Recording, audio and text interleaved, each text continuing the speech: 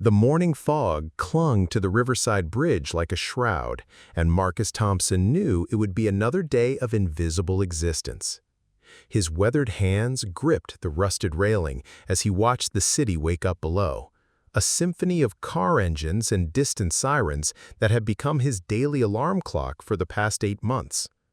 The cardboard beneath his sleeping bag was damp from the night's drizzle, but it was better than the concrete.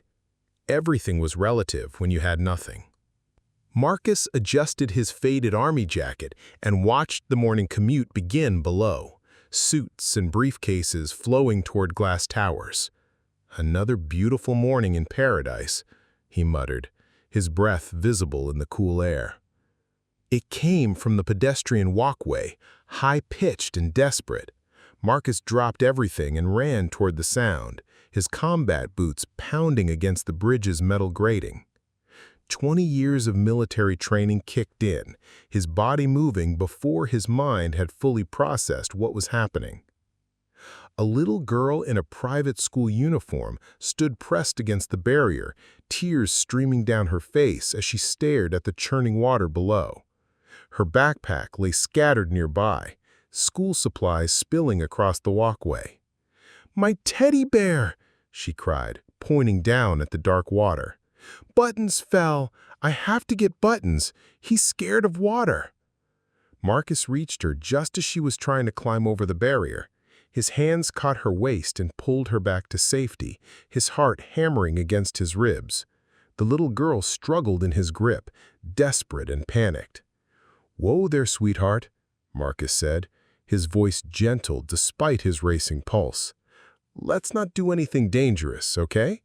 What's your name?" "Emma," she sobbed, turning to look at him with eyes the color of storm clouds. "My teddy bear fell through the bars. I have to save him. He's scared of water." Marcus knelt to her eye level. She had the kind of innocence that reminded him of his own daughter. "Buttons, right?" And Emma nodded frantically. "Tell me about Buttons. What does he look like?" "He's brown and fuzzy, and he has one eye that's loose. Mommy gave him to me when Daddy went on his long business trip to Japan. She said Buttons would keep me safe until Daddy came home." The teddy bear was caught on debris 15 feet down. Cold water, but manageable. And there was a maintenance ladder. "You know what, Emma? I think we might be able to help Buttons, but I need you to do something very important for me. Can you be brave?" Emma wiped her nose with the back of her hand and nodded. "I need you to step back from the barrier and wait right here. Don't move, no matter what. Can you do that?" "You're going to save Buttons?" Emma asked, hope flickering in her tear-filled eyes. "I'm gonna try. What's your last name, sweetheart, in case we need to call someone?" "Collins. Emma Collins. My daddy owns big buildings." Collins. Marcus recognized the name from billboards around the city, one of the most powerful developers in town. Marcus hesitated, then looked at Emma's desperate face and knew he had no choice. "Okay, Emma Collins," Marcus said, pulling off his army jacket and laying it carefully on the ground. "I'm Marcus, and I'm going to get Buttons back for you, but you have to promise to stay right here, okay? Don't move until I get back up." The climb down was treacherous, but his military training kicked in. The water was shockingly cold as he reached the waterlogged teddy bear tangled in debris. "You're almost there, Mr. Marcus," Emma called from above. The climb back up was harder, his soaked clothes heavy and hands numb, but he kept climbing with Buttons tucked against his chest. When he finally hauled himself back onto the bridge, Emma was waiting exactly where he'd left her, her hands clasped together in front of her chest like she was praying. The moment she saw Buttons, her face transformed with pure joy. "Buttons!" she cried, reaching for the sodden teddy bear. "You saved him! You really saved him!"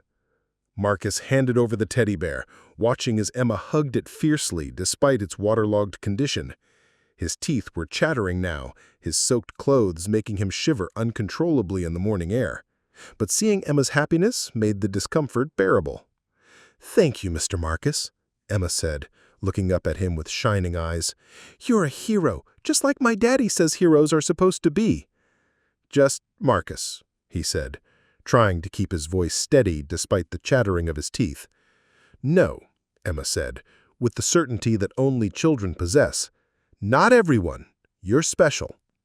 It was then that Marcus heard the sound of running footsteps on the bridge. A woman in a business suit was racing toward them, her heels clicking frantically against the metal grating. She was young, maybe late 20s, with perfectly styled blonde hair that was coming undone as she ran.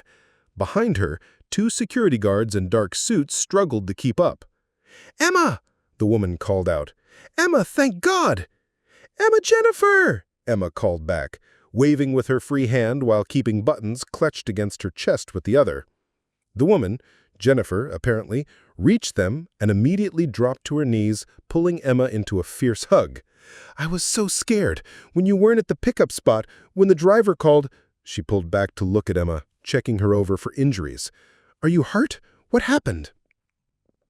"I'm okay. Buttons fell in the water, and this man saved him." She pointed at Marcus, who was still standing there dripping and shivering. "Mr. Marcus is a hero!" Jennifer looked up at Marcus for the first time, and she saw her take in his appearance. The soaked clothes, the unkempt beard, the worn boots, and the sleeping bag and cardboard still visible behind him. Her expression shifted, confusion mixing with something that might have been wariness. She started, then seemed to remember her manners. "Thank you for helping her. I'm Jennifer Walsh, Emma's nanny." "Marcus Thompson," he replied, trying not to let his teeth chatter too obviously. "She was trying to climb over the barrier to get her teddy bear. I couldn't let her do that."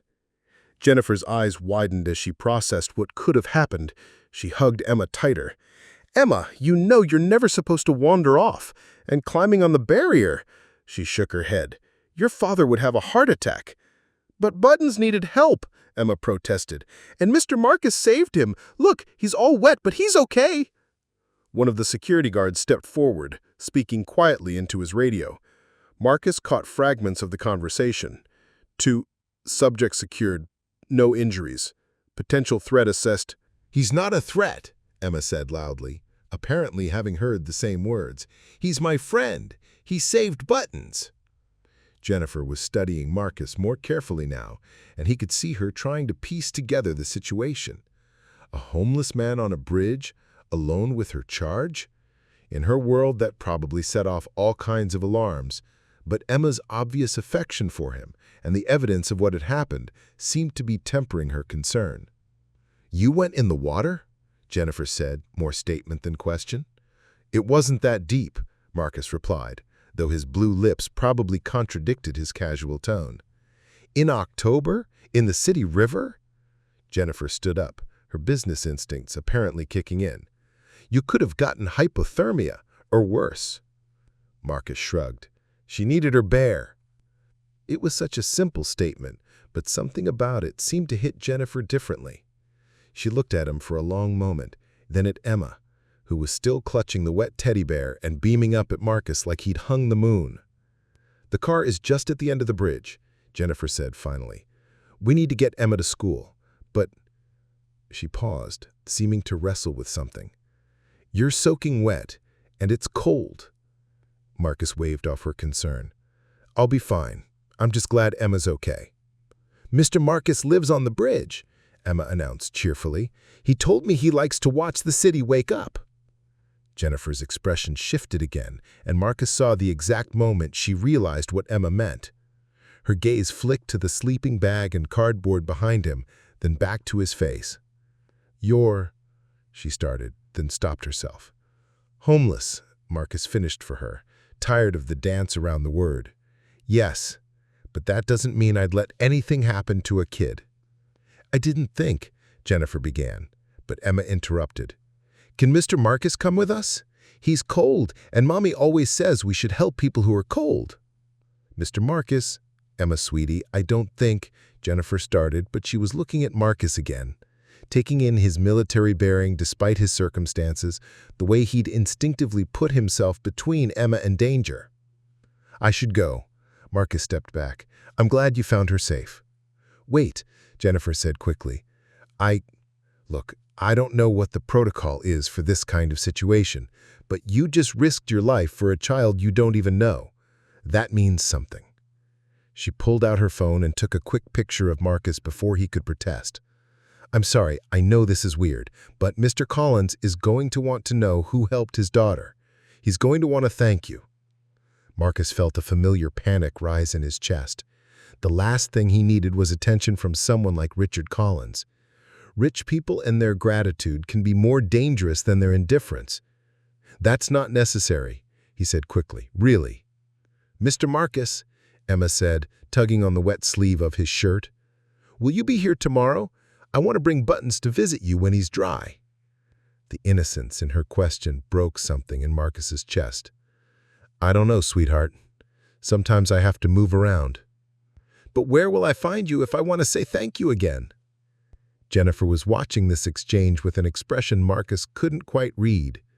Finally, she seemed to make a decision. The St. Mary's Shelter. Do you know where that is? Marcus nodded cautiously. He'd been there a few times, though the crowds and the questions made him uncomfortable. They serve lunch at noon every day, Jennifer continued. Good lunch. If someone wanted to find you, to say thank you properly, would that be a place they might look? Marcus understood what she was really asking.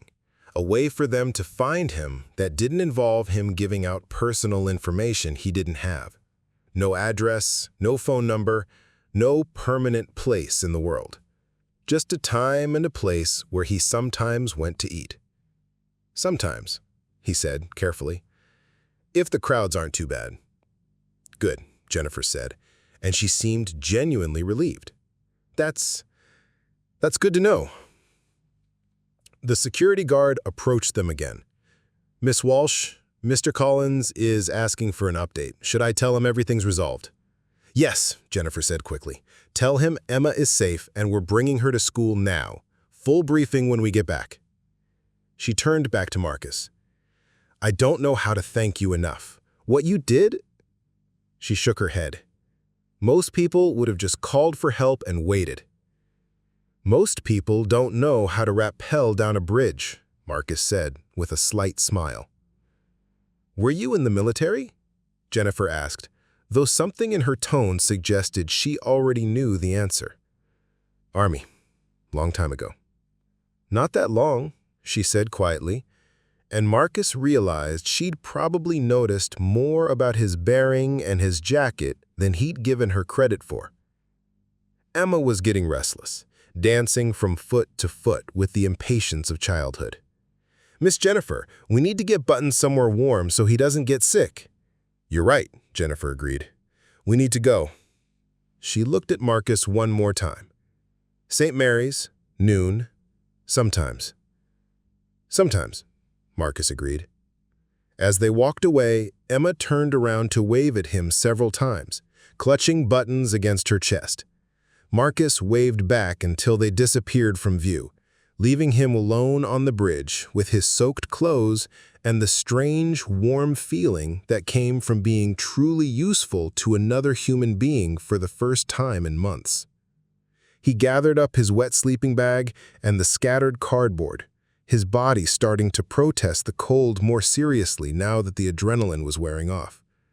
He needed to get somewhere warm and dry, needed to change clothes if he had any dry ones left. But as he walked away from the bridge, Marcus found himself thinking about Emma's words. You're special. When was the last time anyone had called him special? When was the last time anyone had looked at him like he was a hero, instead of a problem to be solved or avoided? The morning sun was finally burning through the fog, and despite his discomfort, Marcus felt something he hadn't experienced in a long time.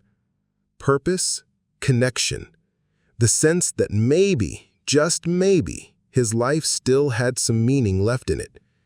He didn't know that a single photograph taken by a young nanny would change everything.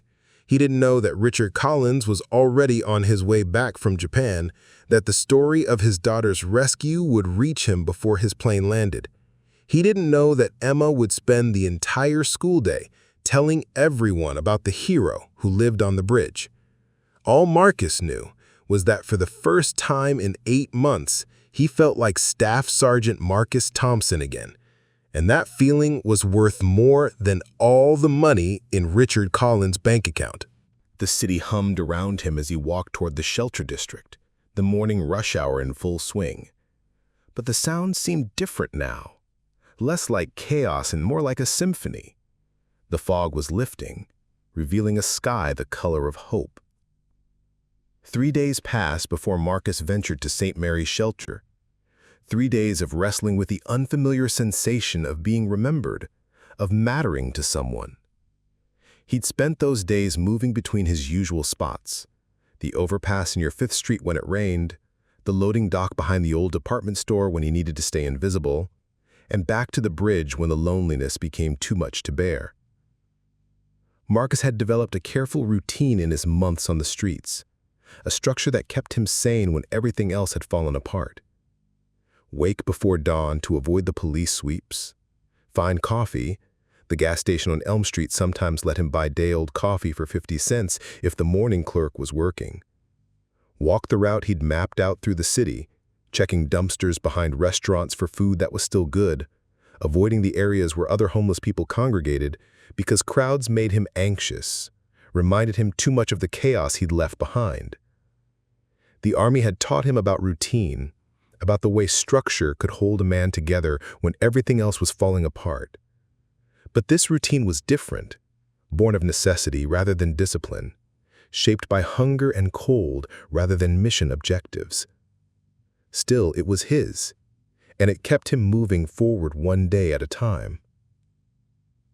On the morning of the 4th day, Marcus found himself standing outside St. Mary's at 11:30 a.m., watching the line form for lunch. The shelter was housed in an old brick building that had once been a factory, its windows tall and narrow, designed for a different era. Someone had painted a mural on the side wall, a garden scene with flowers and butterflies that looked absurdly optimistic against the urban backdrop of cracked concrete and chain-link fences. The people in line were a mixture Marcus had come to know well: the chronically homeless with their shopping carts and layers of clothing, the temporarily displaced families trying to maintain dignity while navigating crisis, the addicts in various stages of recovery or relapse, the mentally ill who'd been failed by a system that couldn't hold them. Each person carried their own story of how they'd ended up here, and Marcus had learned not to ask questions. He almost turned away 3 times. The crowd still made his skin crawl, triggered something deep in his nervous system that remembered mortifier and IEDs. But each time he started to leave, he thought about Emma's question, "Will you be here tomorrow?" She'd asked with such hope, such certainty that the world was a place where promises were kept. Marcus joined the line behind a woman about his age whose shopping cart was loaded with plastic bags full of what looked like everything she owned. She had kind eyes and salt and pepper hair pulled back in a ponytail that had seen better days. "First time here?" she asked, not unkindly. "Not exactly," Marcus replied. "Just don't come often." "I'm Dorothy," she said. "Been coming here about 6 months. They do good work, the people who run this place. Don't ask too many questions, don't make you feel like garbage for needing help." "Marcus," he replied, appreciating her straightforwardness. "Military?" Dorothy asked, and Marcus raised an eyebrow. She smiled. "My brother was Army. You all stand the same way, like you're ready for trouble but hoping you won't find it." Before Marcus could respond, there was a commotion near the front of the line. A black sedan with tinted windows had pulled up to the curb, and Marcus felt his stomach drop as he recognized the woman getting out of the passenger seat. Jennifer Walsh looked different in the daylight, more composed, more businesslike in her gray suit and perfect makeup, but it was definitely her. She wasn't alone. A man emerged from the driver's side, tall, broad-shouldered, wearing a suit that probably cost more than Marcus made in a year when he was making money. Even from a distance, Marcus could see the family resemblance. Richard Collins had the same storm gray eyes as his daughter, the same determined set to his jaw. "I'll be damned," Dorothy muttered. "That's Richard Collins. What's a man like that doing at a place like this?" Marcus's first instinct was to run. Everything about the situation screamed trouble. Rich people with their cameras and their charity drives, turning his life into a photo opportunity. But before he could move, Jennifer spotted him in the line. She said something to Collins and pointed in his direction. Marcus watched Richard Collins stride across the parking lot with the kind of confidence that came from never having to worry about where your next meal was coming from. The man was younger than Marcus had expected, maybe mid-40s, with the kind of polished appearance that spoke of personal trainers and expensive barbers. But his eyes were sharp, intelligent, and focused entirely on Marcus. "Marcus Thompson?" Collins asked when he reached the line, his voice carrying the kind of authority that was used to being obeyed. The other people in line had turned to watch, and Marcus felt heat rise in his cheeks. This was exactly what he'd been afraid of, being turned into a spectacle. "Yes," Marcus said simply. Collins extended his hand. "Richard Collins, I believe you've met my daughter." Marcus shook the offered hand, surprised by the firmness of Collins' grip, the way the man met his eyes directly. "Emma, she's a good kid." "She is," Collins agreed. "And according to her, you're a hero." "I just did what anyone would do," Marcus said, aware that the entire lunch line was listening to their conversation. "No," Collins said firmly. "You did what someone with honor and courage does. There's a difference." He reached into his jacket pocket and pulled out an envelope. "I wanted to thank you properly for what you did, for saving my daughter's life." Marcus stared at the envelope, but didn't reach for it. "She wasn't in any real danger once I got there. I just retrieved a teddy bear." "From a bridge," Collins pointed out, "in October, in water that could have killed you." He held out the envelope again. "Please, let me do this." Marcus could feel the weight of attention from everyone around them. Dorothy was watching with interest, and he could see several other people in line craning their necks to get a better view. This was turning into exactly the kind of scene he'd spent months trying to avoid. "Mr. Collins," Marcus said carefully, "I appreciate the gesture, but I didn't help Emma because I expected payment. I helped her because she needed help." Something flickered across Collins' face. Surprise, maybe, or reassessment. "I know that. That's exactly why I want to do this." Jennifer Walsh had approached during their conversation, and now she leaned close to Collins and whispered something Marcus couldn't hear. Collins nodded and looked back at Marcus. "Would it help if we talked somewhere more private?" Collins asked. Marcus glanced around at the watching faces, felt the familiar anxiety climbing up his throat. "I need to stay in line for lunch." "Of course," Collins said immediately. "Jennifer, could you—" He gestured toward the car, and she nodded, walking quickly back to speak with someone Marcus couldn't see. A few minutes later, Jennifer returned with two of the shelter staff, a middle-aged man with kind eyes and a younger woman wearing scrubs. They began moving down the line, checking people in for lunch early. "Mr. Collins made a donation to cover lunch for everyone today, so you don't need to worry about losing your place in line." Marcus felt his jaw tighten. He didn't want to be anyone's charity case, didn't want his problems solved by someone writing a check. But he also realized that Collins had found a way to help him without making him lose face in front of the other people who depended on this meal. "Clever," Marcus said, quietly, and Collins smiled. "I have my moments. Can we talk now?" They walked a short distance away from the line, near the mural of the garden. Up close, Marcus could see that the flowers were painted with impressive detail, that someone had taken real care with the work. Jennifer remained near the car, giving them space but staying close enough to intervene if needed. "My daughter hasn't stopped talking about you," Collins said without preamble. "According to Emma, you're the bravest man in the world, and Buttons owes you his life." Despite himself, Marcus smiled. "Buttons is pretty important to her." "More than you know," Collins said, his expression growing serious.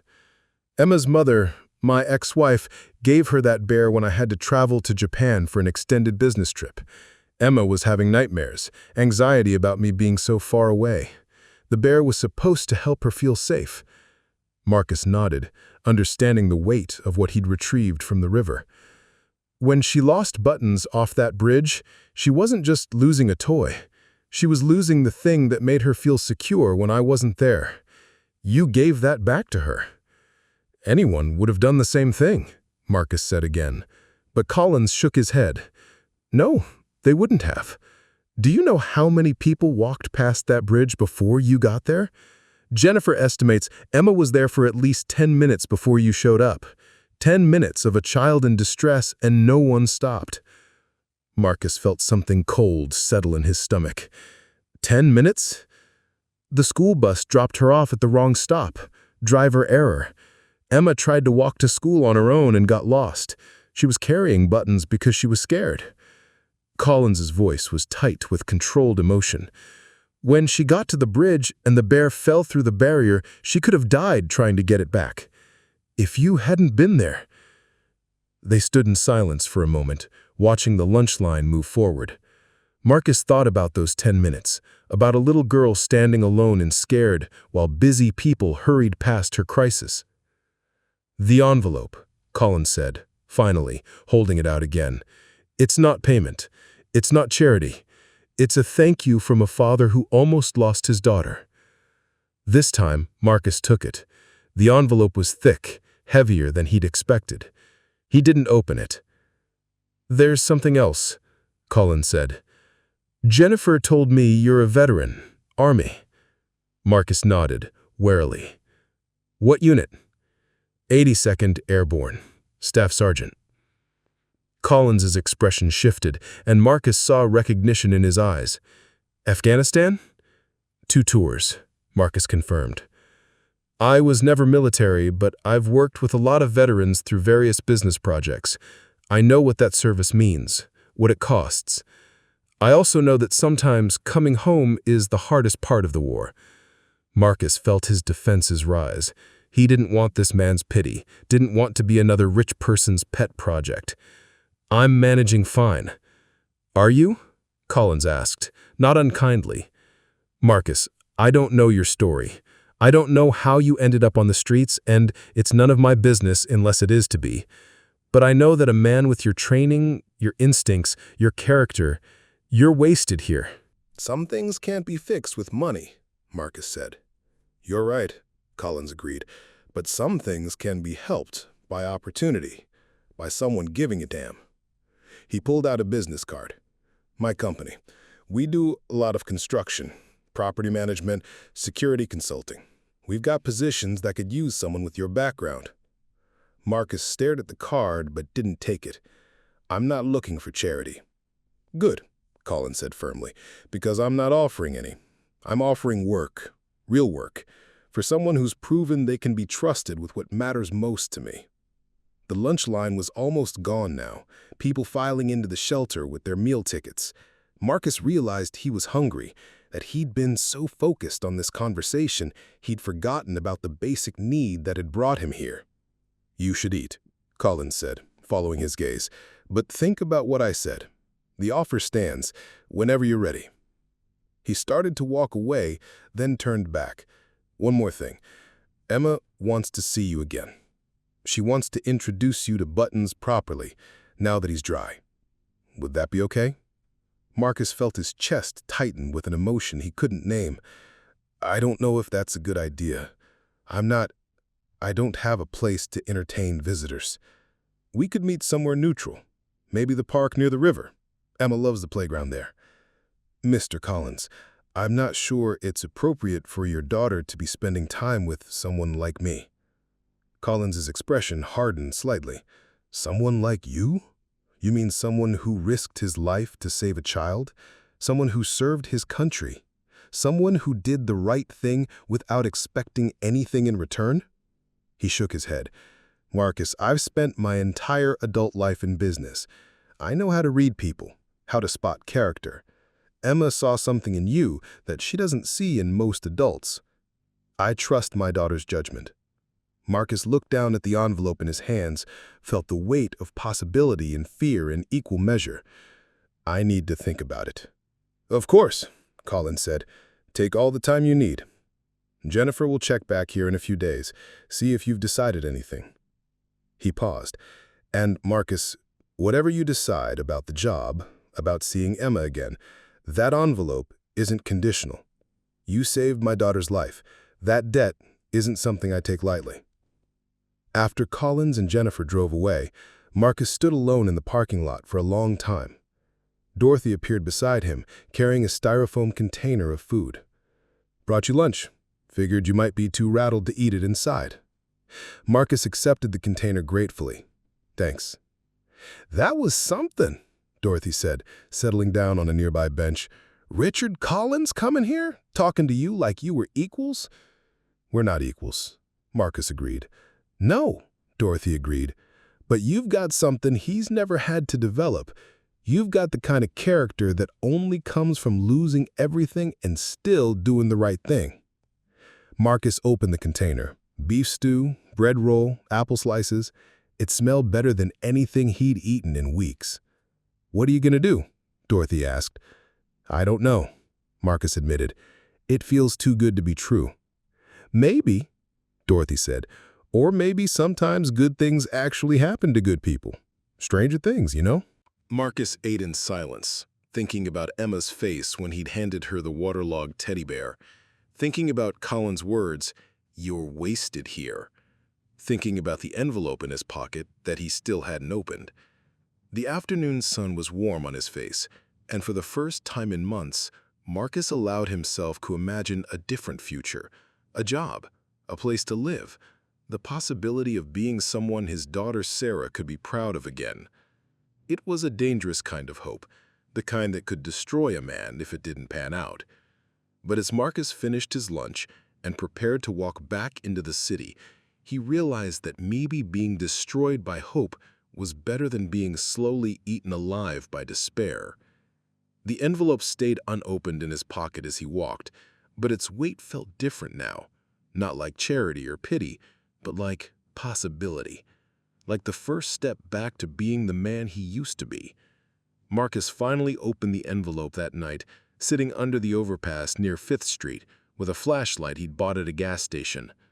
$5,000 in crisp $100 bills, along with a handwritten note, "For a hero who won't accept being called one, RC."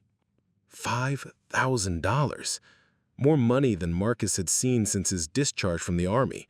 More money than he'd had when his marriage fell apart, when the PTSD counseling stopped working, when the nightmares drove him to drinking and the drinking drove him to losing everything that mattered.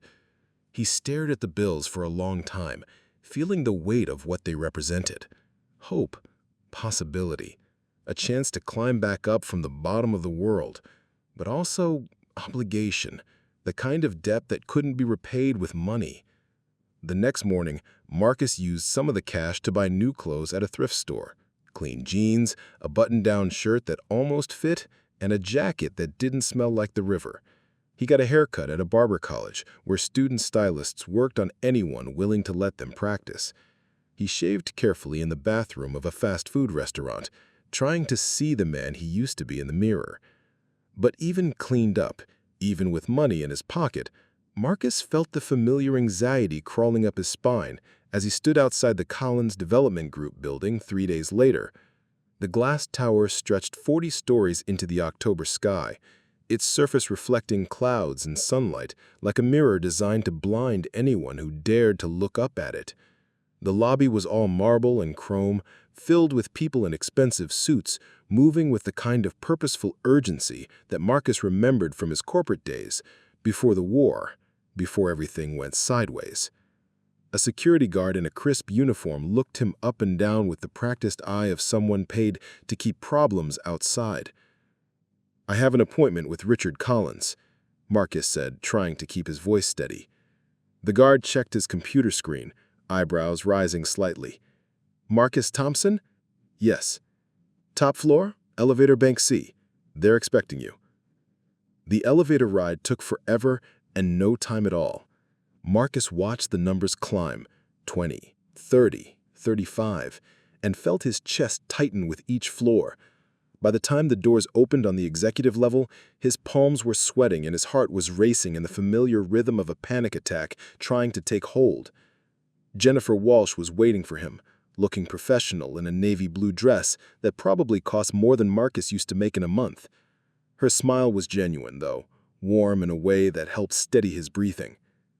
"Marcus," she said, extending her hand. "You look—" She paused, taking in his transformation. "You clean up nice."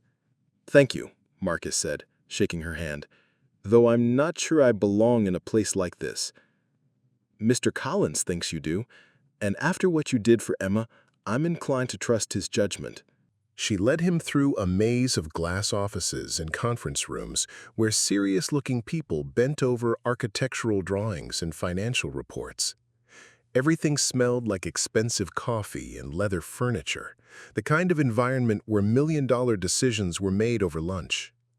Richard Collins's office occupied a corner of the building with floor-to-ceiling windows that offered a panoramic view of the city. Marcus could see the river from here, could actually make out the bridge where he'd been living just a week ago. The perspective was disorienting. Seeing his former world from this height made it seem impossibly small and distant. Collins was on the phone when they entered, speaking in rapid-fire sentences about construction schedules and permit delays. He gestured for Marcus to sit in one of the leather chairs facing his desk, wrapping up the call with the kind of authority that suggested the person on the other end would make his problems disappear. "Marcus," Collins said, hanging up and coming around the desk to shake hands. "Thank you for coming. You look like a different man." "Feel like one too," Marcus admitted, "though I'm not sure if that's good or bad yet." Collins laughed. "I know the feeling. Coffee? Jennifer makes it better than the stuff downstairs, and they charge $15 a cup down there." As Jennifer poured coffee from an expensive-looking machine, Collins settled into the chair across from Marcus. "I'm going to be direct," he said. "I've been thinking about our conversation at the shelter, and I have a proposition for you." Marcus accepted the coffee gratefully, using the warm mug to steady his hands. "I'm listening." "I told you we do construction, property management, security consulting. What I didn't tell you is that we're about to break ground on the biggest project in this city's history, a mixed-use development on the waterfront that's going to take 3 years to complete. 1,500 construction workers, millions of dollars in equipment, complex logistics, and security challenges that would make your Army experience very relevant." Marcus felt his stomach tighten. "What kind of security challenges?" "The kind that requires someone who understands threat assessment, personnel management, and crisis response. Someone who can think strategically and act decisively when things go wrong." "Mr. Collins," Marcus said carefully, "I appreciate what you're trying to do, but I've been living on the streets for 8 months. I'm not the same person I was when I wore the uniform." "Aren't you?" Collins asked. "Because everything I've seen suggests otherwise. You assessed a dangerous situation, took decisive action, put yourself at risk to protect someone else, and did it all without hesitation. That sounds exactly like the person who wore the uniform." Jennifer had been silent during this exchange, but now she spoke up. "Marcus, can I ask you something personal?" Marcus nodded, though every instinct told him to be cautious. "What happened? How did someone with your background end up on the streets?" Marcus stared into his coffee, feeling the familiar weight of shame and failure pressing down on him. He told this story to VA counselors and social workers, but never to people like this. People who lived in glass towers and made decisions that affected thousands of lives. "Afghanistan," he said finally. 2 tours, like I told Mr. Collins. I was good at my job, maybe too good. My unit handled some difficult situations, things that stayed with me when I came home." He paused, gathering courage to continue. PTSD, they called it. Nightmares, flashbacks, anxiety attacks. The VA tried to help. Therapy, medication, support groups. Some of it worked, for a while, I got a job with a security company, married my girlfriend from before deployment. We had a daughter. Collins and Jennifer waited patiently, not rushing him. But the symptoms got worse, Marcus continued. I started drinking to sleep, drinking to function during the day. My wife tried to be understanding, but living with someone who's fighting a war that ended years ago, it's not fair to ask that of anyone. Marcus's voice grew quieter. The marriage ended. I lost custody of my daughter. Lost the job because I couldn't pass a background check with the drinking problem. Lost the apartment. Lost my car. Lost everything that connected me to the person I used to be. How long ago? Collins asked. Divorce was finalized 18 months ago. I've been on the streets for 8 months. Jennifer was looking at him with something that might have been compassion, but Marcus had learned not to trust that expression. Pity was dangerous. It made people think they understood things they couldn't possibly comprehend. Marcus, Collins said slowly, what you're describing, it's not failure. It's injury. You were injured in service to your country, and the systems that were supposed to help you heal failed you instead. Marcus shook his head. I made choices, bad choices. I let people down. You got sick, Collins said firmly, and instead of getting the treatment you needed, you got blamed for being sick. There's a difference.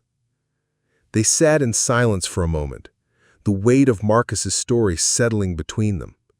Outside the windows, the city continued its relentless motion, oblivious to the conversation taking place 40 floors above the streets. I want to offer you a job, Collins said finally. Head of security for the waterfront project. Full benefits, competitive salary, company housing if you need it. But I'm not offering it because I feel sorry for you. I'm offering it because you're exactly the kind of person I need for this job. Marcus felt hope and terror in equal measure. Mr. Collins, I don't know if I'm ready for that kind of responsibility. I think you are, Collins replied. But I understand if you need time to think about it. The offer stands no matter how long you need. There's something else, Jennifer said, and both men turned to look at her. Emma has been asking about you every day. She wants to see you again, wants to properly introduce you to Buttons now that he's been cleaned and dried. Marcus felt his chest tighten. I don't know if that's appropriate. Why not? Collins asked. You saved her life. In Emma's world, that makes you family. Because I'm not a good influence on a 7-year-old girl, Marcus said bluntly. I'm a homeless veteran with PTSD and a drinking problem. That's not the kind of person who should be around children. You're also the kind of person who jumped off a bridge to save a teddy bear, Jennifer pointed out. Emma doesn't see your problems. She sees someone who helped her when she needed help. Collins leaned forward in his chair. Marcus, can I tell you something about my daughter? Emma has been in therapy since the divorce. She has anxiety about people leaving, about being abandoned. But since she's met you, she's been different, happier, more confident. She talks about her hero friend constantly. I'm not a hero, Marcus said. You are to her, Collins replied, and sometimes that's all that matters.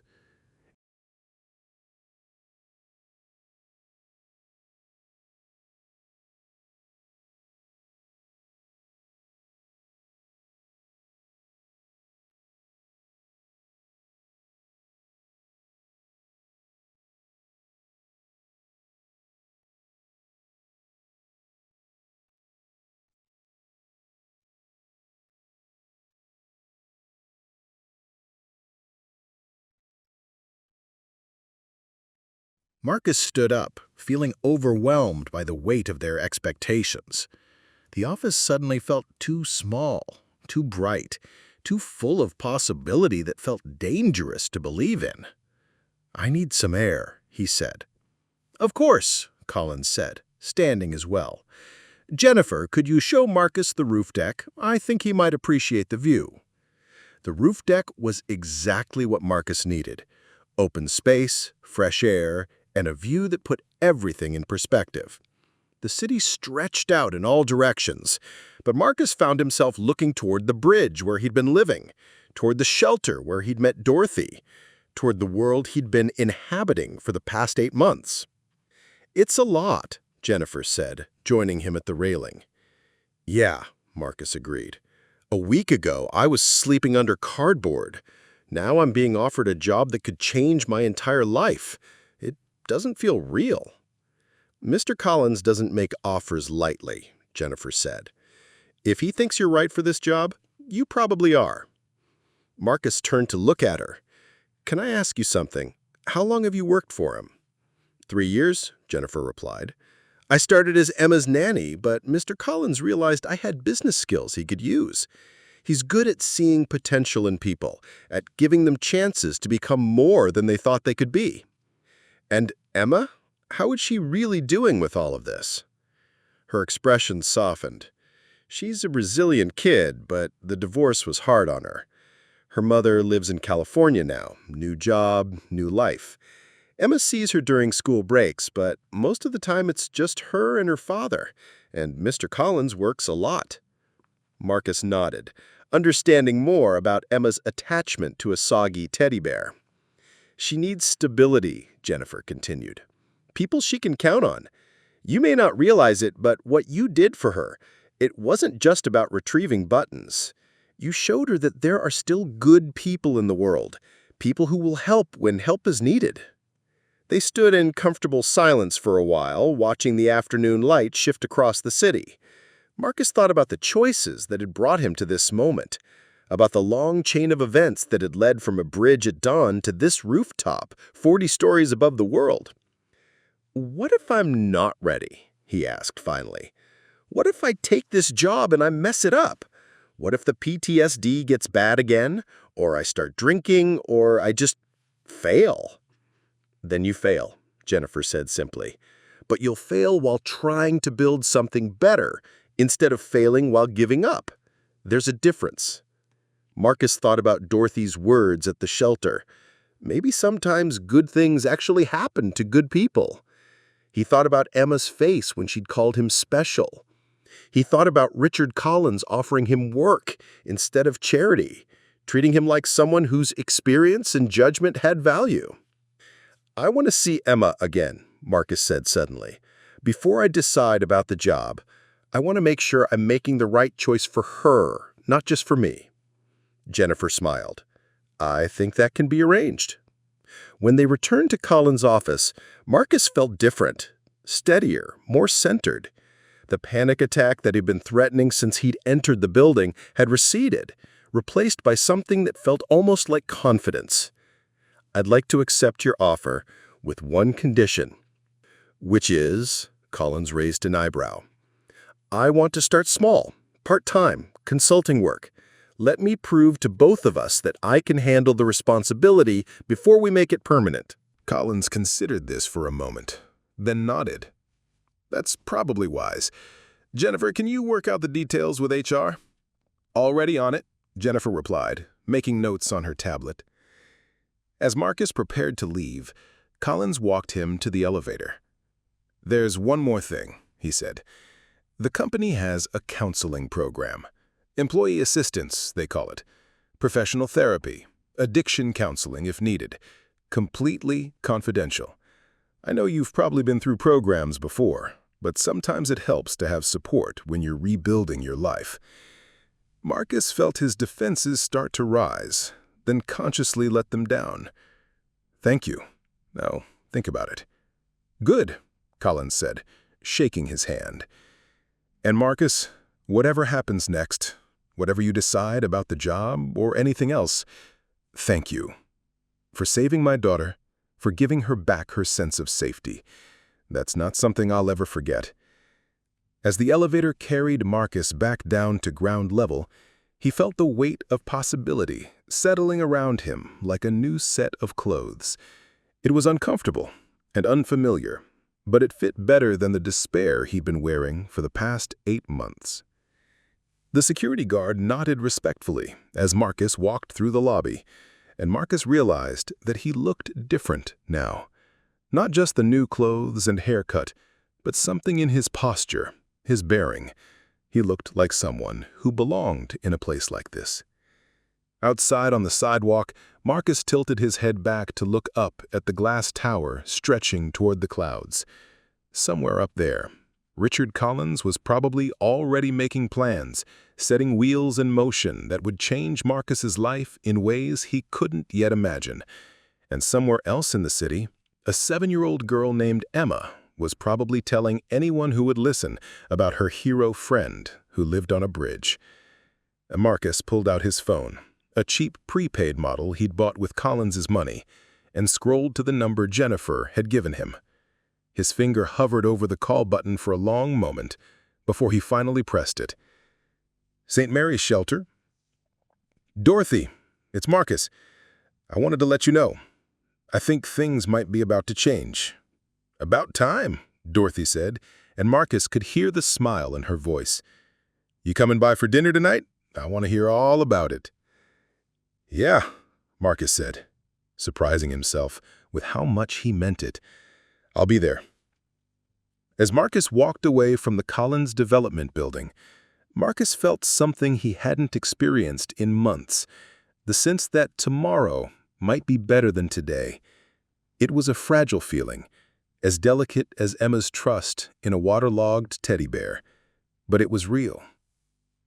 The playground in Riverside Park was busier than Marcus had expected on a Saturday afternoon.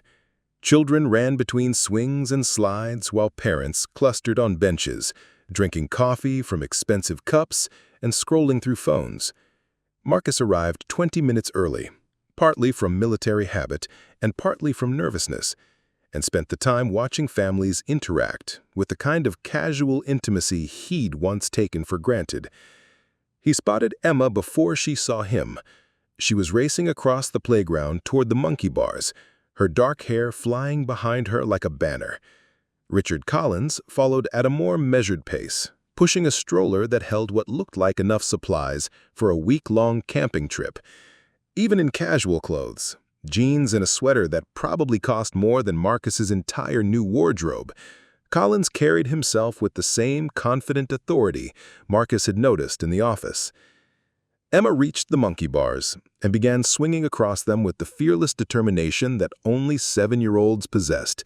She made it halfway before her grip failed and she dropped to the sand below, landing hard but popping up immediately with a grin that suggested falling was part of the fun. It was then that she noticed Marcus sitting on a nearby bench. Her face transformed with pure joy, and she began running toward him at full speed. "Mr. Marcus," she called out, loud enough that several other parents turned to look. "You came! Daddy said you might not come, but I knew you would!" Emma launched herself at Marcus with the kind of trust that assumed he would catch her, and he did, lifting her into a hug that squeezed something loose in his chest. She smelled like strawberry shampoo and playground dirt, like childhood itself. "I promised I would," Marcus said, settling her down gently, "and I try to keep my promises." "I brought buttons," Emma announced, digging into a small backpack that had been slung across her shoulders. She produced the teddy bear, now clean and fluffy, looking much better than he had when Marcus had pulled him from the river. He wanted to say thank you properly. Marcus accepted the teddy bear with the seriousness that Emma's expression demanded. "He looks much better. How has he been sleeping?" "Perfect," Emma said. "No more nightmares about water. He says you're his hero, too."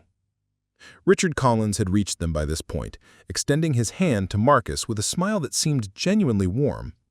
"Marcus, thank you for agreeing to this. Emma's been planning what she wanted to say to you for 3 days." "It's my pleasure," Marcus replied, shaking Collins's hand. "She's easy to spend time with." Emma tugged on Marcus's sleeve. "Come see the playground. I want to show you everything." For the next hour, Marcus found himself pulled into Emma's world with an enthusiasm that was both exhausting and exhilarating. She insisted on demonstrating every piece of playground equipment, narrating her adventures with the kind of running commentary that made even the mundane seem magical. "This is the really tall slide," she explained, dragging Marcus toward a structure that looked more like a small building than playground equipment. Only brave kids can go down it. Do you want to try? Marcus looked up at the slide, which seemed absurdly high from an adult perspective. I don't know if it's designed for people my size. It is, Emma insisted. Daddy goes down it sometimes. Don't you, Daddy? Collins, who had been following their tour with obvious amusement, nodded seriously. Company policy. All playground equipment must be tested by senior management. That's not really a company policy, Emma giggled. It should be, Collins replied with mock seriousness. Quality control is very important. Marcus found himself smiling more than he had in months as he followed Emma up the playground structure. The slide was indeed tall enough to be mildly terrifying, but Emma's expectant face made backing down impossible. He went down the slide with as much dignity as possible, which wasn't much, landing in a heap at the bottom while Emma cheered as if he just performed the most amazing feat in playground history. You're really good at being brave, Emma told him seriously as they walked toward the swings. Buttons says you have a brave heart. Buttons is pretty smart, Marcus replied, touched by the casual way Emma included her teddy bear in every conversation. As Emma settled into a swing and began pumping her legs to gain height, Collins joined Marcus on a nearby bench. They sat in comfortable silence for a while, watching Emma soar higher and higher, her laughter carrying across the playground. She's remarkable, Marcus said finally. She is, Collins agreed, though I can't take much credit for it. Emma's just naturally luminous. Even during the worst parts of the divorce, even when everything was falling apart around her, she kept that light inside her. Marcus glanced at Collins. Divorce is hard on kids. This one nearly destroyed her. Her mother, my ex-wife, she's a good person, but she needed to start over completely. New city, new career, new life. Emma understood intellectually, but emotionally, he shook his head. 7-year-olds don't understand why someone would choose to leave them, even when it's not really about them. Is that when the nightmare started? Collins nodded. Anxiety, sleep problems, fear of abandonment. We tried therapy, but progress was slow.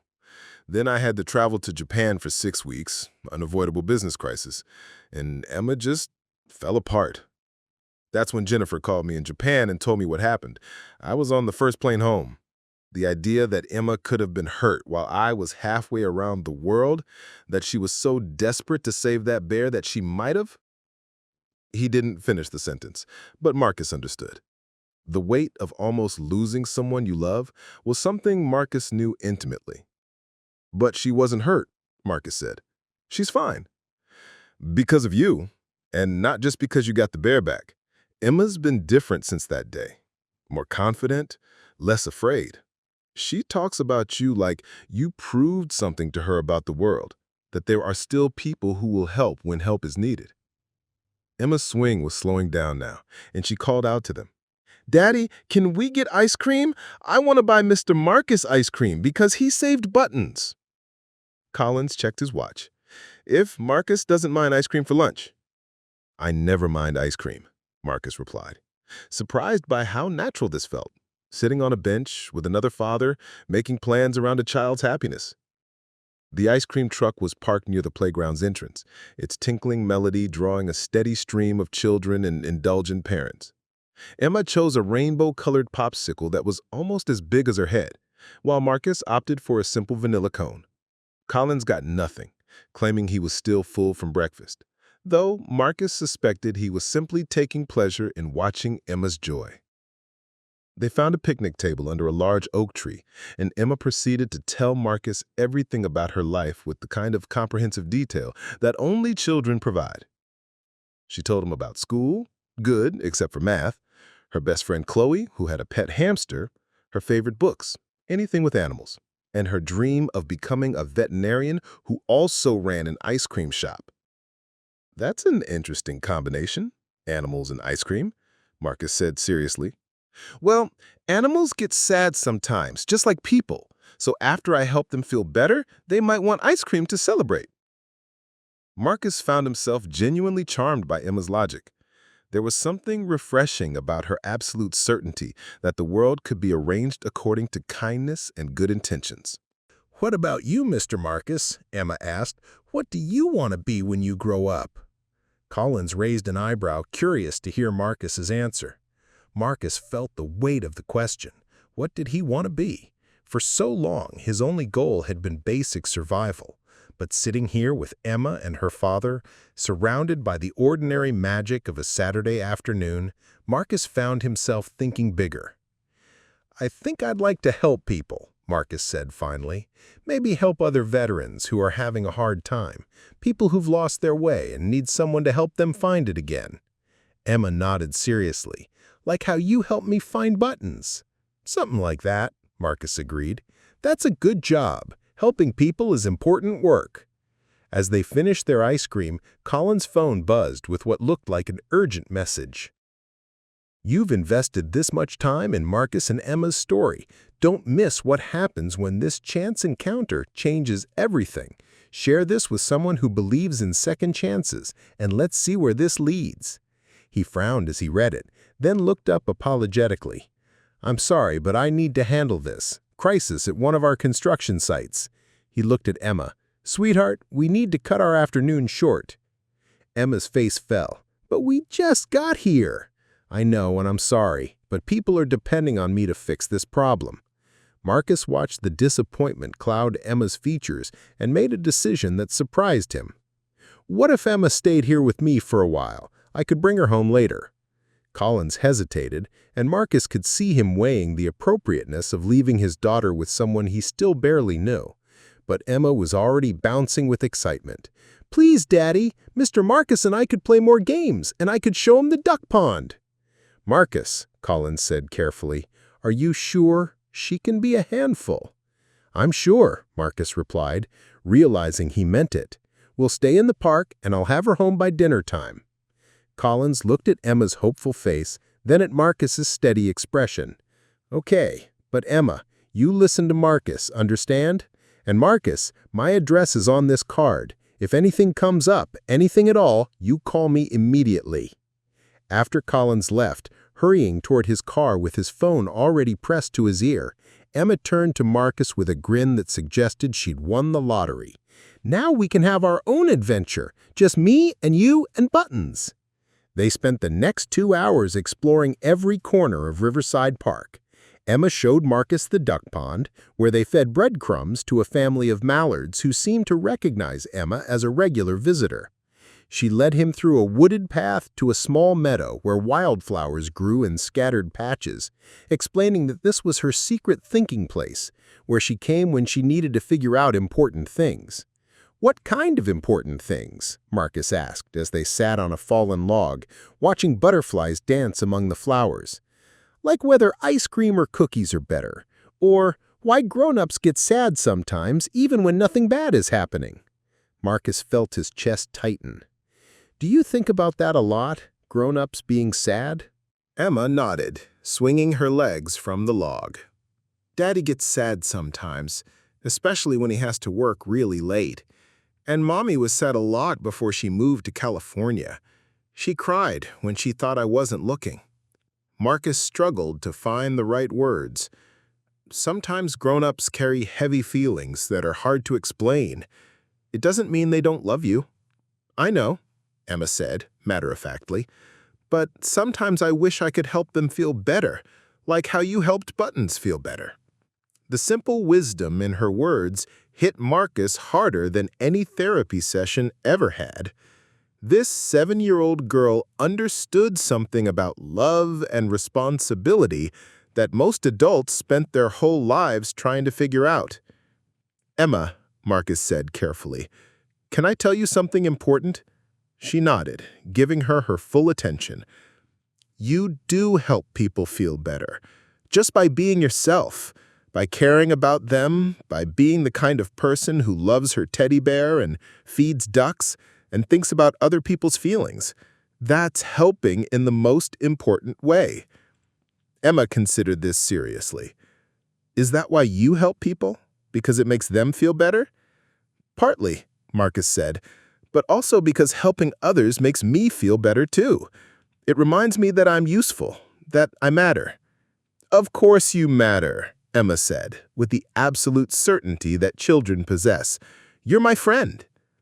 As the afternoon sun began to slant lower through the trees, Marcus realized that something fundamental had shifted inside him.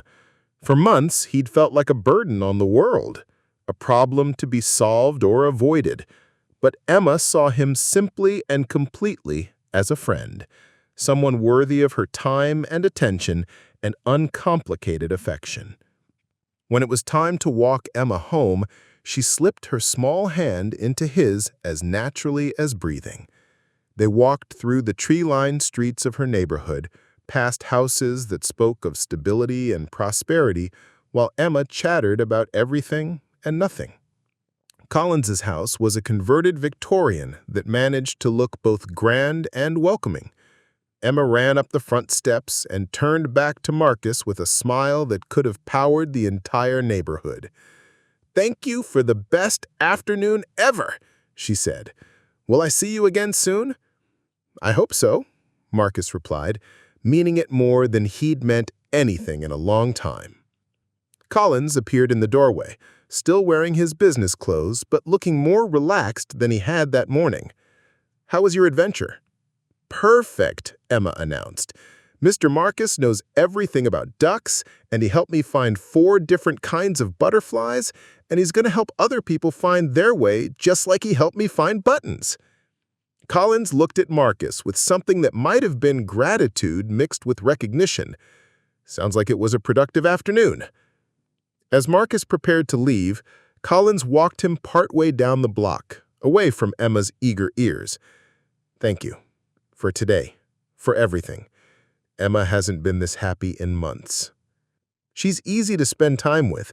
She sees the world the way it should be seen." Collins nodded. "Have you thought any more about the job offer?" Marcus had been thinking about little else, actually, but spending the afternoon with Emma had clarified something important. "I want to accept, not just because I need the work, but because I want to be the kind of person Emma thinks I am." "Good," Collins said, extending his hand. "Welcome to the team."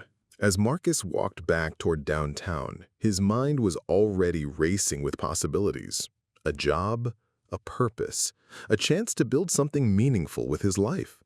And somewhere in the city, a 7-year-old girl was probably telling her teddy bear about their perfect afternoon together. For the first time since he'd come home from Afghanistan, Marcus Thompson felt like he was exactly where he was supposed to be, doing exactly what he was meant to do. The future stretched ahead of him like an unwritten story, full of possibility and hope. 6 months later, Marcus stood on the observation deck of the Collins waterfront development, watching the sunrise paint the river gold. The construction site below hummed with the controlled chaos of a project finally hitting its stride. Concrete trucks rumbling between steel frameworks, cranes lifting prefabricated sections into place, workers in hard hats moving with the practiced efficiency of a well-oiled machine. The transformation had been remarkable in both directions. The empty lot that had once housed abandoned warehouses was becoming a mixed-use complex that would include residential units, office space, retail shops, and a community center. And Marcus himself had undergone a parallel reconstruction, building something new from the foundation of who he used to be. His apartment was modest, a 1-bedroom unit in a converted building near the construction site, but it was his. The walls were bare except for a framed photo of Emma and Buttons at the playground, and his discharge certificate from the Army, which he'd finally been able to retrieve from storage. The furniture was simple, purchased piece by piece as his confidence in his own stability grew. But what mattered most was the sense of permanence, the knowledge that he had a place in the world again. The job had started slowly, as Marcus had requested. 3 days a week, consulting on security protocols and personnel screening. But as Collins and the project managers recognized his value, his responsibilities had expanded. He now oversaw security for the entire construction site, managed a team of 12 guards, and had developed safety protocols that were being adopted by other Collins development projects across the city. More importantly, Marcus had found his footing again. The nightmares still came occasionally, and there were days when the weight of his past mistakes felt overwhelming.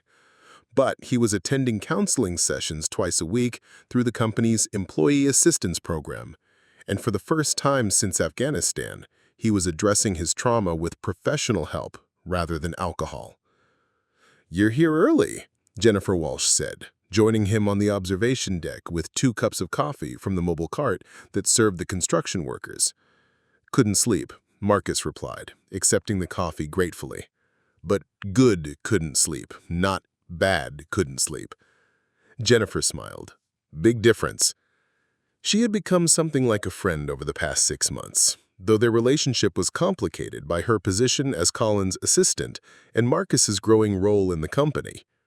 Jennifer was the one who had helped him navigate the bureaucracy of getting hired, who had shown him how to use the company's computer systems, who had patiently explained the social dynamics of office politics when Marcus felt overwhelmed by the transition from homelessness to corporate responsibility.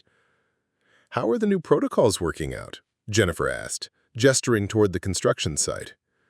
"Better than expected. Incident reports are down 30% from last month. The workers are starting to trust that we're here to help them do their jobs safely, not to catch them making mistakes." This had been one of Marcus's key insights, that security on a construction site needed to be collaborative rather than punitive. His military experience had taught him the difference between building a fortress and building trust, and the workers had responded to his approach with enthusiasm that surprised even Collins. "Mr. Collins wants to meet with you this afternoon," Jennifer said. "Something about expanding your role again." Marcus felt the familiar flutter of anxiety that still accompanied professional recognition. 6 months ago, he'd been sleeping under bridges. The idea that he was now being considered for increased responsibility still felt surreal. "Any idea what kind of expansion?" he asked. "He's been talking to other companies about your security protocols," Jennifer said with a smile. "Apparently, Collins Development might start offering security consulting as a separate service line." Before Marcus could respond, his radio crackled with a call from one of his security guards. "Marcus, we've got a situation at the North Gate. Nothing dangerous, but you might want to handle this one personally." Marcus keyed his radio. "On my way, Dave. What's the nature of the situation?" "It's complicated. Just come see for yourself." Marcus exchanged a look with Jennifer, who shrugged. "I'll catch up with you later about that meeting," she said. The walk to the North Gate took Marcus through the heart of the construction site, past crews already hard at work despite the early hour. Several workers called out greetings as he passed, a level of casual respect that still surprised him. In the military, respect had been a function of rank and uniform. Here, it was something he'd earned through consistency and competence. Dave Rodriguez, one of Marcus's most experienced guards, was waiting at the gate with an expression that suggested he was trying not to smile. "Boss, you're not going to believe this one." Standing just outside the gate was Dorothy, the woman Marcus had met in the lunch line at St. Mary's Shelter. She was wearing a clean dress and carrying a manila folder, looking nervous but determined. "Dorothy?" Marcus said, surprised. "What are you doing here?" "Looking for you," she replied with a smile. "I heard you were working here now, and I wanted to ask you something." Marcus gestured for Dave to give them some privacy, then walked Dorothy to a small area near the gate where they could talk without blocking construction traffic. "How did you find out where I was working?" Marcus asked. "Word gets around at the shelter. People talk about success stories, especially when they involve someone who is actually nice to the rest of us." She held up the manila folder.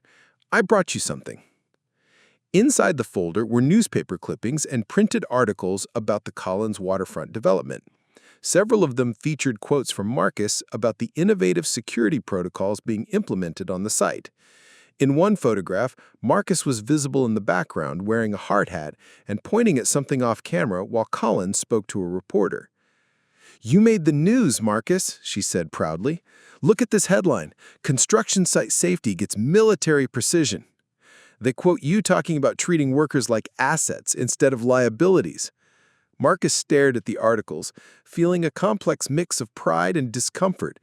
He'd known that the local business press was covering the development project, but seeing his own words in print was jarring. "Why are you showing me this?" he asked. Dorothy's expression grew more serious.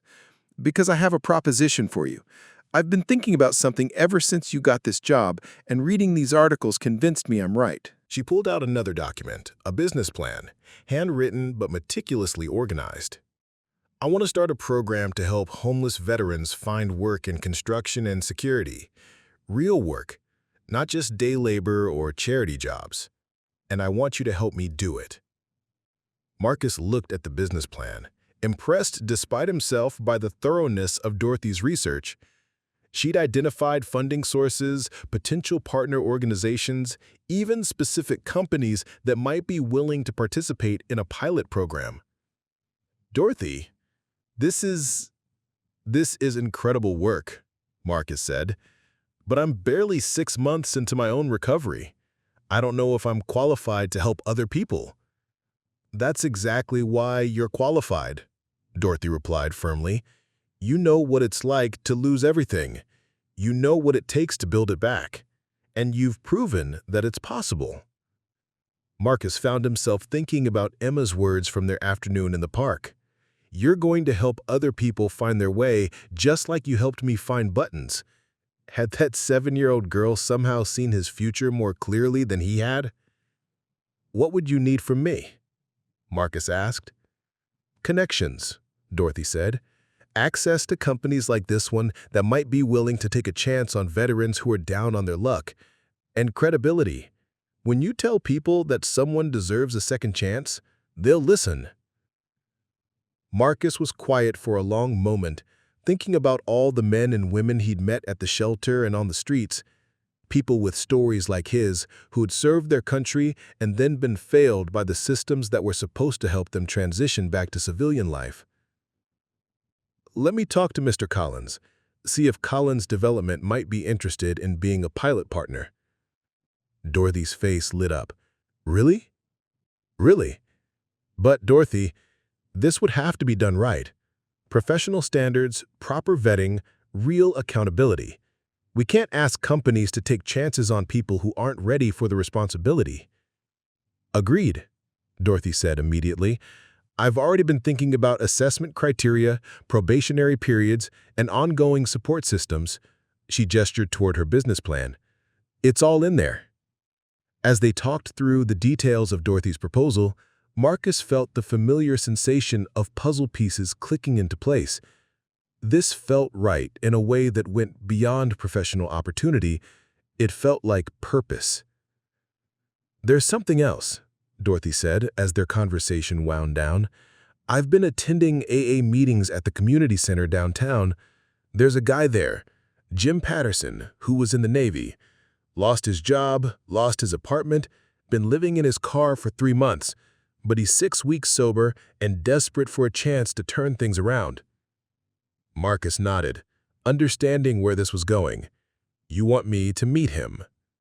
"I want you to consider him for your security team, not because you feel sorry for him, but because he's got 20 years of military police experience and he's willing to start at the bottom if it means getting his life back."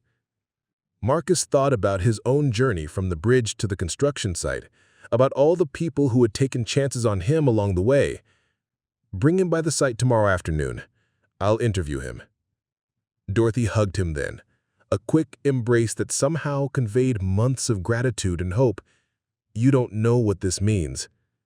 "I think I do. But, Dorothy, no promises. If he's not right for the job, I can't hire him just because we want to help." "Understood," Dorothy said, "but I have a good feeling about this." As Dorothy walked away, Marcus found himself looking at the construction site with new eyes. What if this place could be more than just another development project? What if it could be a proving ground for second chances, a place where people who'd lost their way could find their footing again? His radio crackled again. "Marcus, Mr. Collins is here for that meeting. He's in the side office." Marcus made his way to the temporary office building that housed the project's administrative functions. Collins was waiting in the conference room, reviewing architectural drawings with the kind of focused intensity that Marcus had learned to recognize as his planning mode. "Marcus," Collins said, looking up with a smile, "how's the morning treating you?" "Interesting," Marcus replied. "I just had a visit from a friend with a business proposal."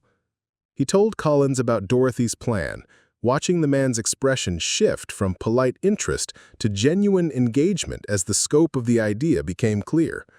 "A veteran employment program," Collins mused when Marcus finished, "using construction and security work as entry points back into the workforce." "With proper vetting and training," Marcus emphasized. "This wouldn't be charity. It would be identifying qualified candidates who happen to be temporarily homeless." Collins was quiet for a moment, studying the architectural drawings as if they might contain answers to questions he was just beginning to formulate. "You know," he said finally, "I've been thinking about legacy recently, about what this development will mean 20 years from now when Emma's grown up and I'm ready to retire." He looked at Marcus directly. "Building apartments and office space is fine, but building lives, that's something different." "So you're interested?" "I'm very interested," Collins said, "but I want to do it right. Full background checks, skills assessments, probationary periods with clear expectations, and I want you to run it." Marcus felt his chest tighten. "Mr. Collins, I appreciate the confidence, but—" "But nothing," Collins interrupted. "Marcus, you've transformed our entire approach to site security in 6 months. Incident reports are down, worker satisfaction is up, and we're saving money because we're not constantly dealing with accidents and conflicts." He gestured toward the window that overlooked the construction site. "More importantly, you've shown that you understand something most people in this business don't, that treating people with dignity and respect isn't just the right thing to do, it's the smart thing to do." Marcus thought about Jim Patterson, the Navy veteran living in his car, about Dorothy's careful research and passionate advocacy, about all the people he'd met on the streets who had skills and experience and a desperate desire to contribute something meaningful to the world. "What would this program look like?" Marcus asked. Collins smiled. "That's up to you and Dorothy to figure out. I'll provide the funding and the infrastructure, but the program design should come from people who understand the challenges firsthand." They spent the next hour sketching out possibilities: a formal partnership with local veteran service organizations, a structured training program that combined construction skills with life skills, ongoing support systems that would help participants maintain stability even after they found permanent employment. "There's one more thing," Collins said, as their meeting wound down. "Emma has been asking about you. She wants to know when you're coming to dinner again." Marcus had been to the Collins house twice since that first afternoon in the park, both times for Sunday dinners that had felt surprisingly natural despite the obvious differences in their circumstances. Emma treated him like a favorite uncle, showing off school projects and soliciting his opinion on everything from homework to ice cream flavors. "I'd like that," Marcus said. "Emma's good company." "She thinks you hung the moon," Collins said with a smile. "She's been telling everyone at school about her friend who helps people find their way." As Marcus walked back to the construction site, his mind was already racing with plans for Dorothy's veteran employment program. But underneath the professional excitement, he felt something deeper, the sense that he was finally becoming the person he was meant to be. His phone buzzed with a text message from an unknown number. "Hi, Mr. Marcus. This is Emma. Daddy taught me how to text. Buttons says hello and wants to know if you're coming to dinner soon. Love, Emma and Buttons." Marcus smiled as he typed back, "Tell Buttons I said hello. And yes, I love to come to dinner soon." The response came back immediately. "Yay! Can you come this Sunday? We're having spaghetti."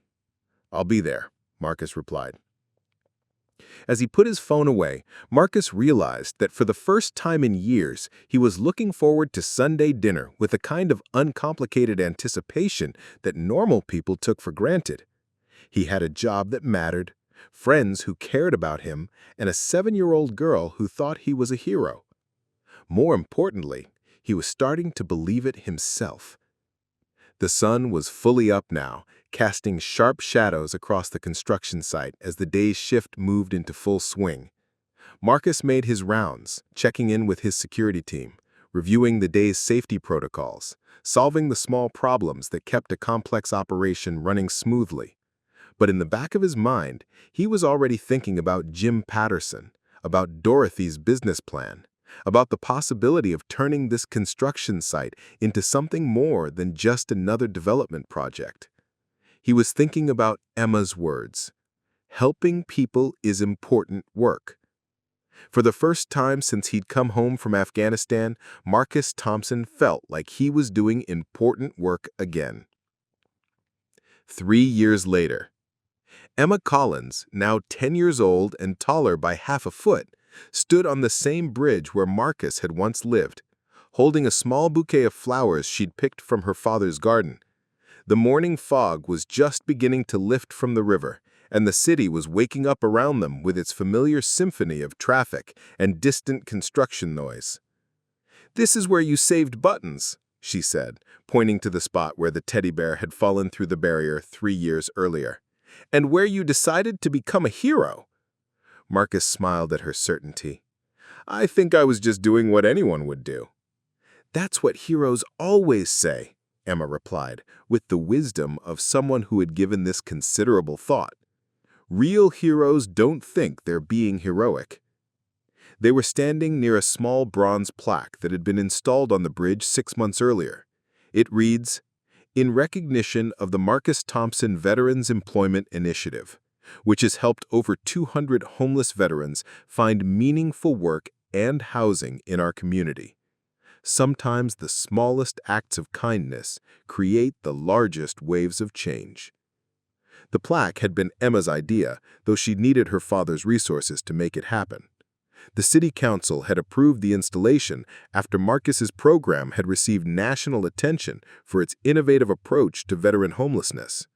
What had started as Dorothy's handwritten business plan had grown into a model program that was being replicated in 12 cities across the country. Marcus pulled out his phone and opened the app that tracked the program's statistics. 218 veterans placed in permanent employment. 193 still employed after 6 months. Average starting salary, $42,000. Housing placement rate, 94%. And how many construction sites are using our safety protocols now? 37 companies in 8 states, Marcus replied, with more joining every month. Emma nodded with satisfaction. Buttons is very proud of all those people who have jobs now. The teddy bear in question was tucked securely in Emma's backpack, still accompanying her on important occasions despite her advancing age. Some things, Marcus had learned, were too important to outgrow. "Are you nervous about today?" Emma asked, studying his face with the perceptiveness that had always made her seem older than her years. Marcus considered the question honestly. Today was the grand opening of the Marcus Thompson Veterans Resource Center, a permanent facility housed in the Collins waterfront development that would provide job training, counseling services, and transitional housing for homeless veterans. The center represented the culmination of 3 years of work, but more importantly, it represented the kind of institutional change that could outlast any individual person's efforts. "A little," Marcus admitted. "It's hard to believe that something this big started with Dorothy's folder full of newspaper clippings." "Dorothy is going to cry when she sees it," Emma predicted. "Happy crying, not sad crying." She was probably right. Dorothy had become the center's first full-time coordinator, bringing her combination of street wisdom and bureaucratic savvy to the challenge of turning good intentions into effective programs. She'd also become one of Marcus's closest friends, someone who understood both where he'd come from and where he was trying to go. "We should head back," Marcus said, checking his watch. "Your dad will be wondering where we are."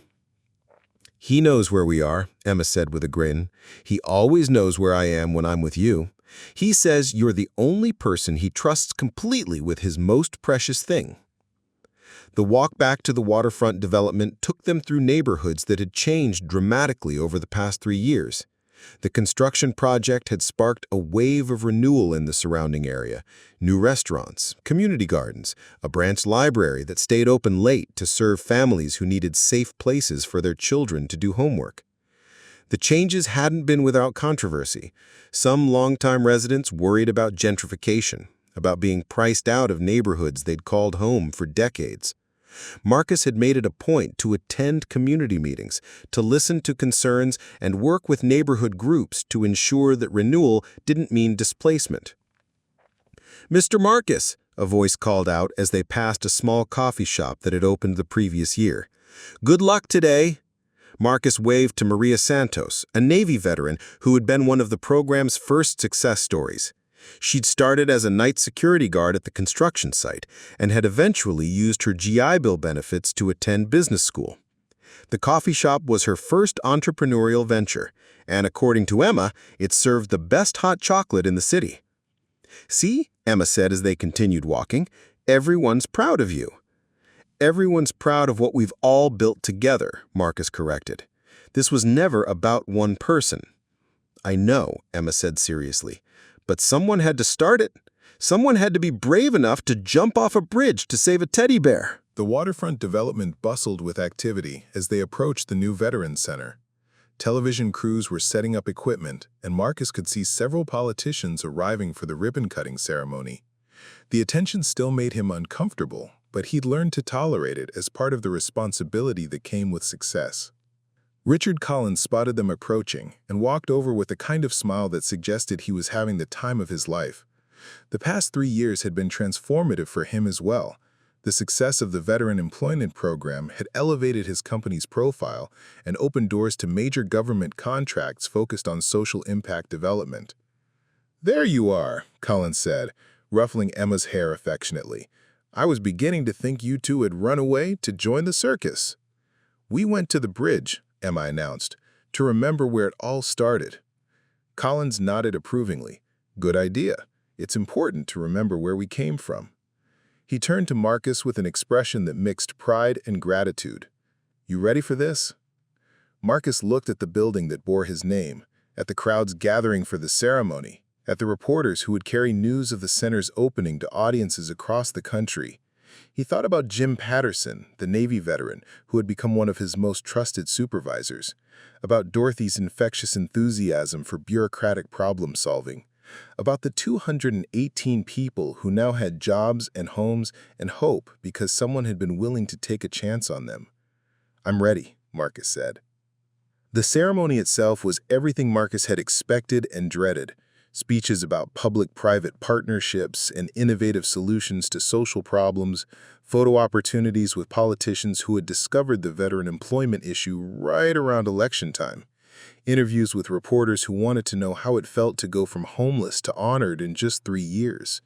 But the moment that mattered most came after the formal program ended, when Marcus was walking through the center's facilities with a small group of veterans who had been selected for the next training cohort.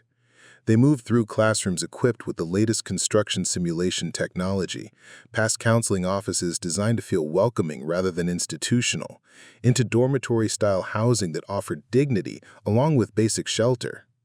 One of the veterans, a young woman who looked like she was still getting used to sleeping indoors, stopped in front of a wall display that showed photographs of program graduates at their job sites.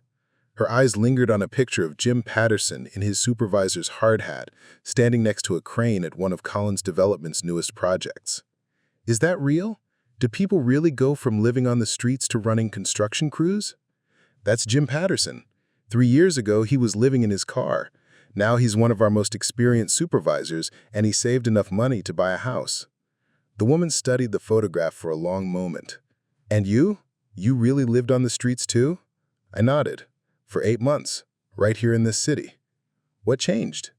I thought about the morning on the bridge, about Emma's terrified face and the split-second decision to climb down into the cold water, about all the moments since then when people had chosen to see potential instead of problems, possibility instead of statistics.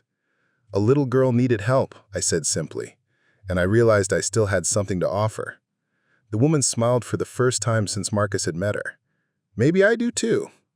As the group moved on to tour the job training facilities, Marcus felt a small hand slip into his. Emma had appeared beside him with the silent efficiency of someone who had spent years perfecting the art of staying close to the adults she cared about. "That was a good answer," she said quietly. "You think so?" I know so. That lady looked different after you told her about the bridge. She looked like she believed in something.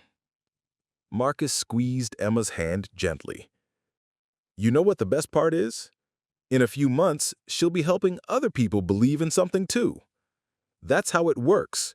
One person helps another, and then that person helps someone else, and it just keeps going.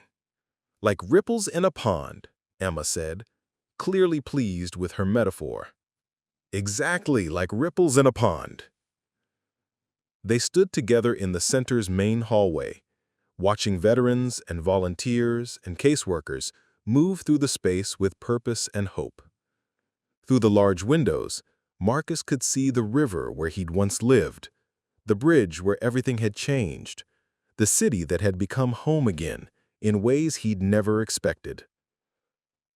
5 years later, Emma Collins was 15 now, tall and confident and passionate about social justice in the way that teenagers approached everything, with absolute conviction and boundless energy. She had started a nonprofit organization at her high school focused on veteran issues, and she regularly volunteered at the resource center that still bore Marcus's name. Marcus himself had gray in his beard now, and laugh lines around his eyes that spoke of years spent finding reasons to smile. He had married Dorothy in a small ceremony at the Veterans Center, surrounded by hundreds of people whose lives had been changed by their work together. His daughter Sarah, now 22 and a social worker in Chicago, had reconnected with him 3 years earlier and had served as Dorothy's maid of honor. The statistics had grown beyond anything they'd imagined in those early days. Over 800 veterans placed in permanent employment, a 96% retention rate. The program had been replicated in 43 cities, with federal funding ensuring its sustainability regardless of political changes. Marcus had testified before Congress twice, written a book about the program's development, and received more awards than he knew what to do with. But the moment he treasured most came every Sunday evening when he and Dorothy joined the Collins family for dinner. Emma would update them on her latest social justice project. Richard would share stories from his growing portfolio of impact-focused developments, and they would all pretend that this gathering of people from completely different worlds was the most natural thing in the universe. 20 years later, Emma Collins was 20 now, a junior at Stanford studying public policy and business administration. She had spent the previous summer interning at the Veterans Affairs Department in Washington, working on legislation to expand employment programs for homeless veterans nationwide. Her senior thesis would focus on the long-term social and economic impacts of the Thompson model. Marcus was 55, completely gray now but still strong, still passionate about the work that had become his life's calling. He and Dorothy ran a consulting firm that helped other cities develop their own veteran employment programs. They lived in a house near the river, close enough to the bridge that Marcus could walk there when he needed to remember where everything had started. The resource center had become a permanent fixture in the city's landscape, as essential as the library or the hospital. A new generation of staff members carried on the work, most of them veterans themselves who had come through the program and stayed to help others follow the same path. Richard Collins was planning his retirement, confident that Emma would eventually take over the company and continue its focus on developments that strengthened communities rather than just generating profit. The waterfront project had become a model for sustainable urban development, studied by architects and urban planners from around the world.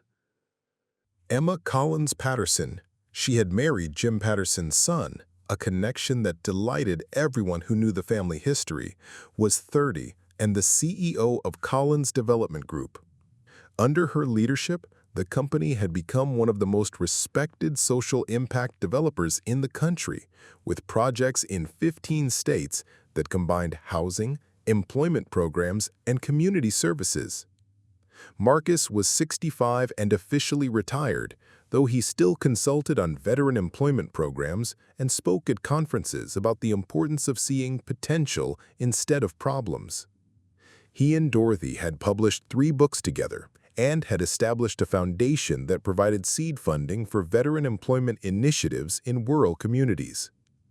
The bridge where it all started had been renamed the Marcus Thompson Memorial Bridge, though Marcus was very much alive and regularly protested the honor.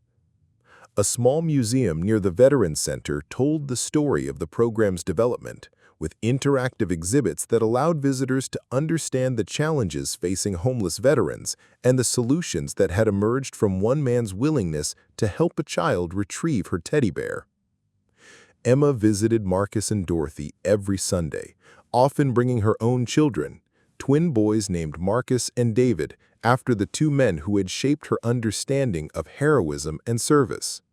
The boys were 7 years old, the same age Emma had been when she'd lost buttons off the bridge on a foggy October morning, and they listened with rapt attention to the story of how their honorary grandfather had saved their mother's most precious possession.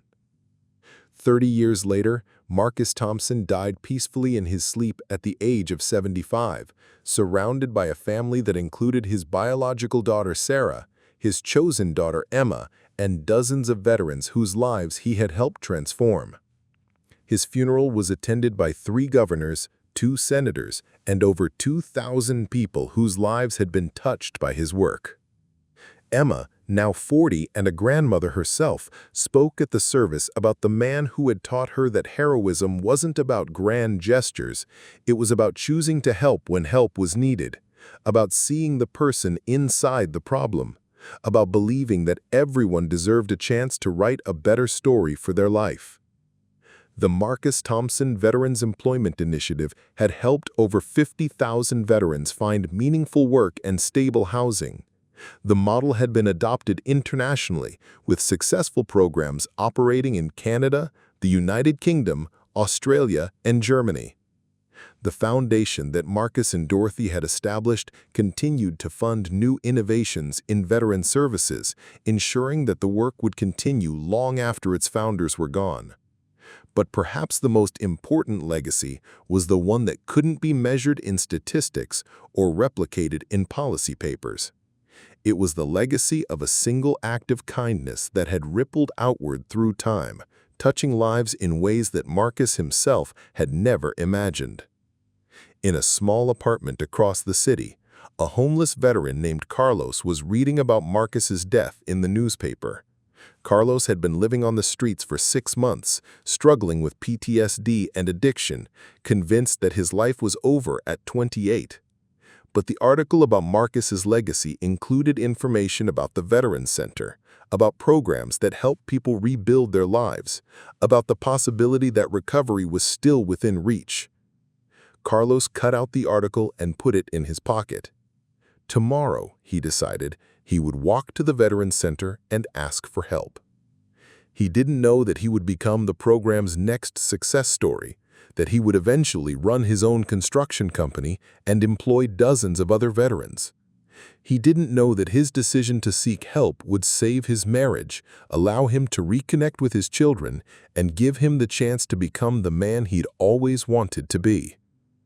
All Carlos knew was that if Marcus Thompson could go from living under a bridge to changing thousands of lives, maybe there was hope for him too. The ripples continued, spreading outward through generations, touching lives that would never know they had been influenced by a teddy bear that fell through the railings of a bridge on a foggy October morning. The story had become larger than any single person, but it had started with the simplest possible human impulse, the desire to help someone who needed help. And in the end, that was all the heroism the world had ever really needed. If Marcus Thompson's transformation from homeless veteran to community hero moved you, subscribe to our channel for more stories of hope triumphing over hardship. Like this video if you believe everyone deserves a second chance, and share it with someone who needs to hear that their lowest moment isn't their final chapter. And in the end, that was all the heroism the world had ever really needed. This incredible journey from despair to hope shows us that transformation is always possible. If this story touched your heart, hit that like button, share it with someone who needs inspiration, and don't forget to subscribe for more life-changing stories that prove miracles happen every day.